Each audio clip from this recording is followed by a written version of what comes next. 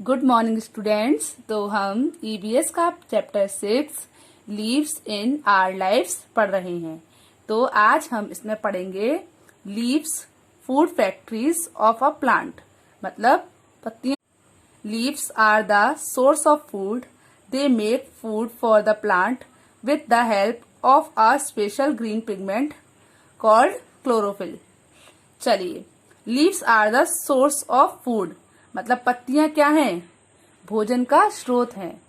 Leaves are the source of food मतलब पत्तियां भोजन का स्रोत हैं।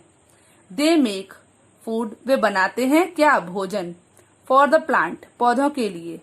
With the help of a special green pigment किसकी मदद से? एक they make food for the plant वे पौधों के लिए भोजन बनाते हैं।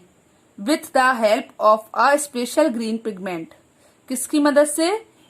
एक विशेष ग्रीन पिगमेंट के मदद से, जिसको हम क्या कहते हैं? क्लोरोफिल कहते हैं। जिससे हम क्या कहते हैं? कहलाती हैं वो क्लोरोफिल कहलाती हैं। क्या कहलाती हैं? Chlorophyll. Chlorophyll in the leaves traps the sunlight and help the leaves to make their food. मतलब क्या होता है? क्लोरोफिल में जो पत्तियों में मौजूद क्लोरोफिल होता है, तो क्या होता है? क्लोरोफिल इन द लीव्स मतलब पत्तियों में जो मौजूद क्लोरोफिल होता है, पत्तियों में मौजूद क्लोरोफिल फिर क्या है? Trap the sunlight. Trap the sunlight क्या कर लेती है? जो सूरज की रोशनी होती है उसको कैद कर लेती हैं। क्या कर लेता है? जो क्लोरोफिल होता है वो सूरज की रोशनी को क्या कर लेता है? कैद कर लेता है। And help the leaves to make their food और पत्तियों की भोजन बनाने में क्या करता है? मदद करता है। तो क्या होता है कि पत्तियों में मौजूद क्लोरोफिल सूरज की रोशनी को क्या कर लेता है? कैद कर लेता है और फिर उससे क्या करता है? और पत्तियों को भोजन बनाने में फिर क्या करता है? मदद करता है। कौन? क्लोरोफिल। चलिए आगे चलते हैं। Plants make food with the help of sunlight, air, water and chlorophyll. तो क्या होता है? पौधे बनाते हैं भोजन। पौधे जो अपना भोजन बनाते हैं वो किस किस की मदद से बनाते हैं? सनलाइट सूरज की रोशनी, एयर हवा, वाटर पानी एंड क्लोरोफिल और क्लोरोफिल की मदद से। तो पौधे सूरज की रोशनी, हवा, पानी, क्लोरोफिल की मदद से अपना भोजन बनाते हैं या भोजन बनाते हैं। अब क्या है? The process by which green plants prepare their own foods is called photosynthesis. क्या होता है? द प्रोसेस वह प्रक्रिया जिसमें हरे पौधे क्या करते हैं? तैयार करते हैं क्या? अपना भोजन। अपना भोजन उसे हम क्या कहते हैं? फोटोसिंथेसिस कहते हैं। क्या कहते हैं बच्चों? फोटोसिंथेसिस कहते हैं। तो वह क्रिया जिसके द्वारा हरे पौधे अपना भोजन खुद तैयार कर लेते हैं उसे हम क्या कहते हैं? प्रकाश संश्लेषण कहते हैं। क्या कहते हैं? प्रकाश संश्लेषण। तो फोटोसिंथेसिस का मतलब क्या होता है? प्रकाश संश्लेषण। समझ आया? तो क्या होता है? जैसे ये जो पत्ती दी हुई है आपको, इसमें क्या होता है? इसके बीच में जो पत्ती होती है वो सूरज की रोशनी लेती है, कार्बन डाइऑक्साइड लेती है और उन सबको लेकर क्या बनाती है? भोजन तैयार करती है। तो भोजन तैयार करने के लिए हमें किन किन चीजों की जरूरत पड़ती है? सनलाइट मतलब सूरज की रोशनी, एयर मीन्स हवा एंड क्लोरोफिल और क्लोरोफिल जो ग्रीन ग्रीन होता है ना पत्तियों के अंदर, उसकी जरूरत होती है। तो समझ आया? चलिए अब हम आगे चलते हैं।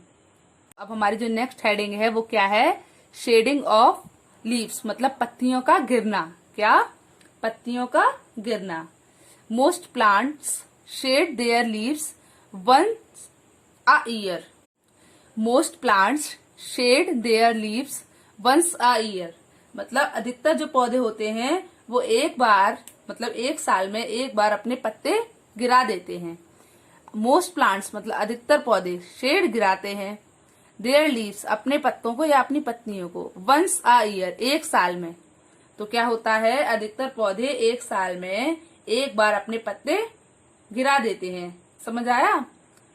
सम trees shed leaves before winter and some after winter. क्या होता है, कुछ पेड़ ऐसे होते हैं जो सर्दियों से पहले गिरा देते हैं और कुछ पेड़ ऐसे होते हैं जो सर्दियों के बाद अपनी पत्तियां गिरा देते हैं। तो समझ आया आपको। सम ट्रीज शेड लीव्स, कुछ पेड़ गिरा देते हैं पत्तियों को बिफोर विंटर, सर्दी से पहले, एंड सम आफ्टर विंटर, मतलब और कुछ सर्दी के बाद।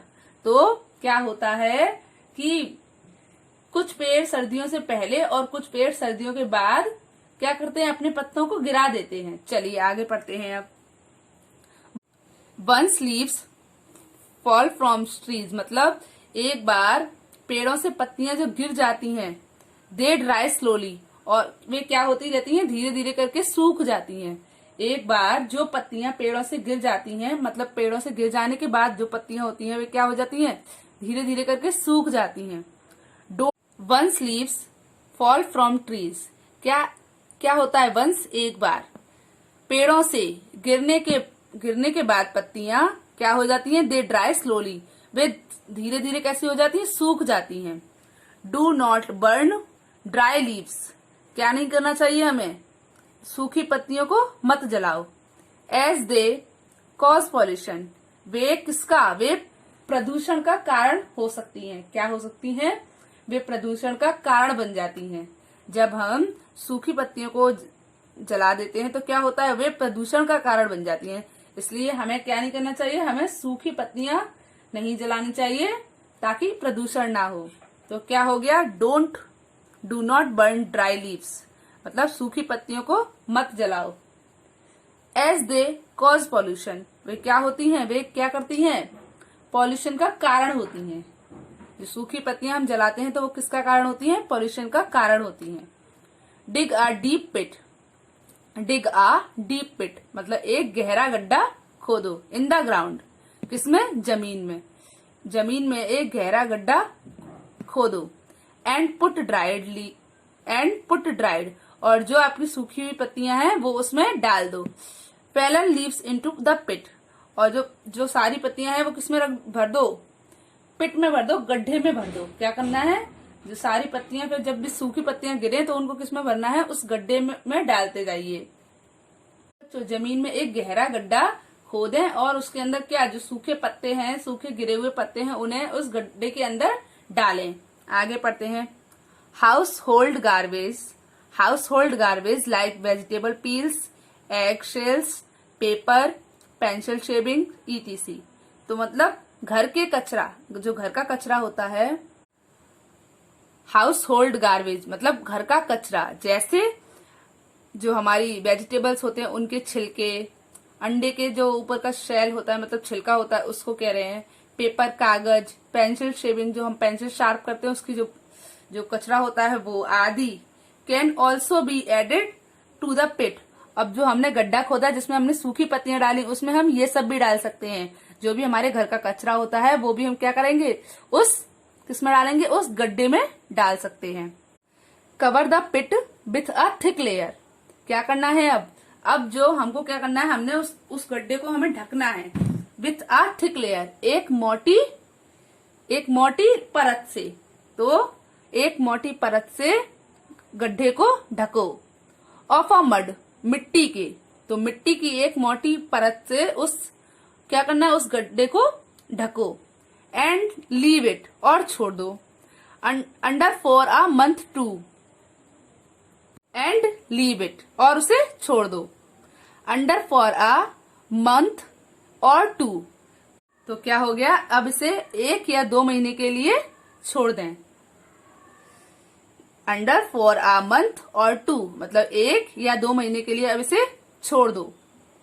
Keep it moist by sprinkling water, अब हमको क्या करना है, जब हम उसको 1 महीने बाद उसको ऊपर से देखेंगे, your compost pit is ready, keep it, इसे रखें, मोइस्ट बाय स्प्रिंकलिंग वाटर मतलब पानी की छींटे मारते हुए।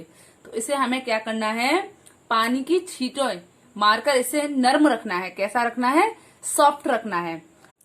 Your compost pit is ready, अब तुम्हारा खाद का जो गड्ढा था वो तैयार है। अब क्या हुआ, हमारा जो खाद का गड्ढा था वो तैयार है। When you remove the mud from the top after a month, you will find dark brown compost ready. Use it. It increase the yield of crops. When you remove, जब तुम हटाओगे the mud, मिट्टी को, जब जो आपने मिट्टी की जो परत बनाई थी, अब आप उस मिट्टी की परत को हटाएंगे from the top after 1 month, 1 महीने के बाद. किसके बाद?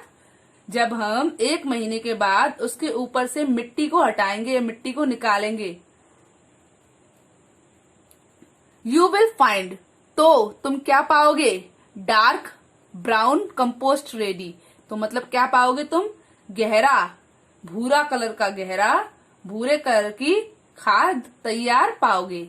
गहरे भूरे रंग की खाद क्या पाओगे? तैयार पाओगे.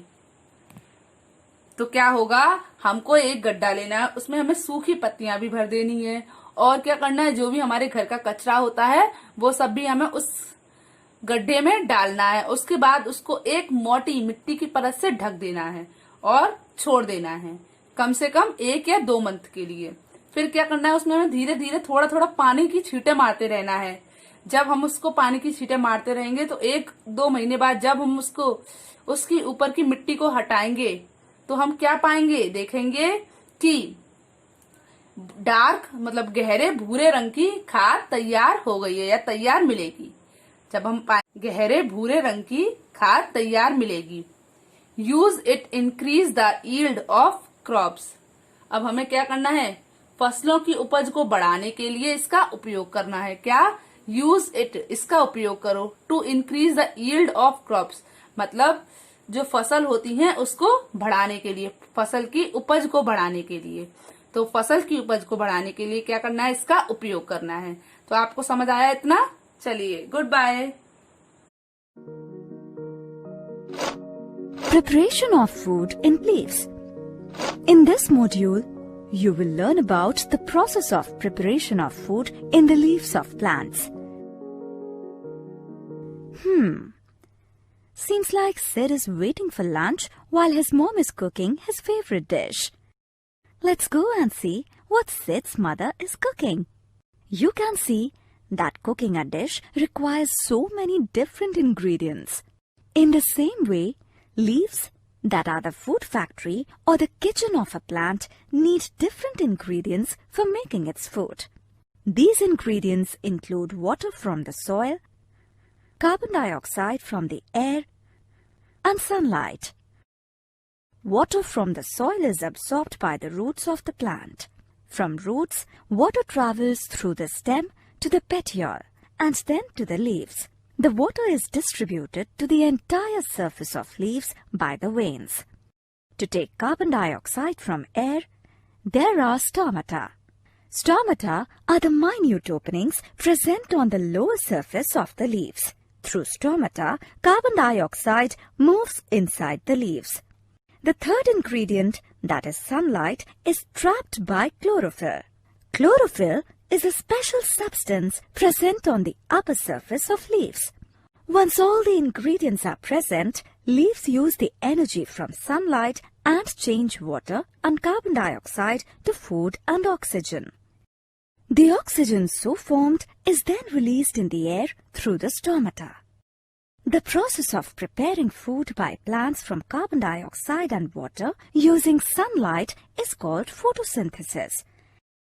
The term photosynthesis comes from 2 words, photo meaning light and synthesis meaning putting together. Let's recap. Leaves need water, air, and sunlight to prepare food for plants. Water is absorbed from the soil by the roots and carbon dioxide is supplied from the air by the stomata. Chlorophyll traps the solar energy required for the preparation of food. Oxygen is formed along with the food and it is released into the air through the stomata. The process by which leaves prepare their food with the help of water, carbon dioxide and sunlight is called photosynthesis.